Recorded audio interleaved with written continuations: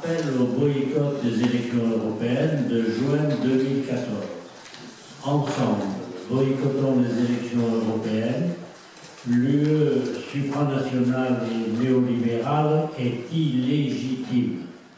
Par le mouvement politique d'émancipation populaire, MEP, le pôle de renaissance communiste en France, PACF, les clubs Penser la France. Le 2 novembre 2013, c'est le premier paragraphe, antisociale, antidémocratique, belliqueuse et dictatoriale, l'Union européenne, entre parenthèses UE, pilotée par l'axe Washington-Berlin, s'acharne sur la souveraineté et sur les conquêtes sociales des peuples. Sous l'égide d'Angela Merkel, la Troïka, Commission de Bruxelles, FMI et Banque Centrale Européenne, BCE, martyrise les peuples sous le talon de fer de l'austérité à perpétuité. À son tour, la France en récession s'enfonce dans la crise politique et morale. La pauvreté, la précarité, la désindustrialisation et le chômage de masse plongent notre peuple dans le désarroi. Les services publics, la protection sociale, l'éducation nationale, les retraites, la sécurité sociale sont étranglés au nom de la funeste monnaie unique. La tutelle humiliante de Bruxelles, les dictats arrogants de Berlin écrasent notre pays avec la parfaite collaboration des dirigeants du MEDEF, de l'UMP et du PS. Bafouant le nom populaire du 29 mai 2005 à la Constitution européenne, violant l'aspiration au changement exprimé en mai 2012, François Hollande applique à marche forcée la feuille de route dictée par Bruxelles. Il s'agit d'araser les spécificités françaises issues de la Révolution française et du Conseil national de la résistance, d'imposer le tout anglais à l'université, de substituer à la République une, laïque et indivisible, une Europe des métropoles qui pourtant gère la mort des statuts, des conventions collectives, des diplômes nationaux et de la démocratie communale. Alors même que l'Union européenne écrase les dépenses publiques et les salaires au nom du sauvetage de l'euro, l'Europe supranationale est engagée par le biais de l'OTAN dans la politique belliqueuse, ruineuse et impérialiste menée par l'oncle Sam.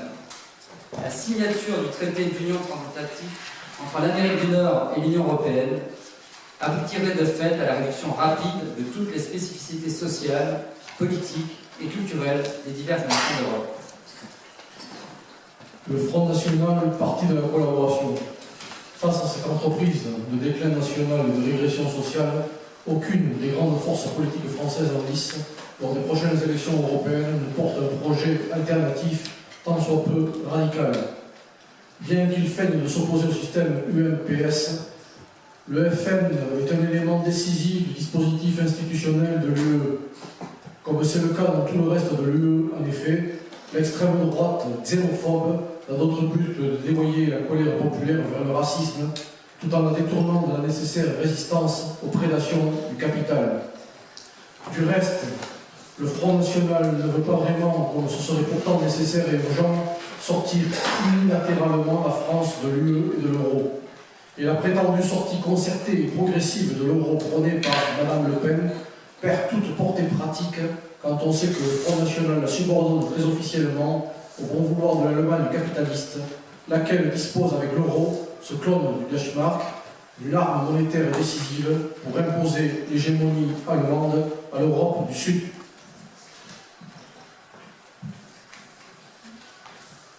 Malheureusement, la gauche de la gauche ne se rend pas vers la remise en question radicale de la dictature européenne et de sa monnaie unique.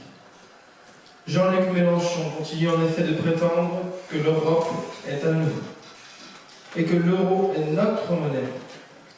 Pendant que Pierre Laurent, président du parti de la gauche européenne, se prononce pour une impossible refondation de la construction européenne dans le cadre de cette prison des peuples qu'est l'Union européenne.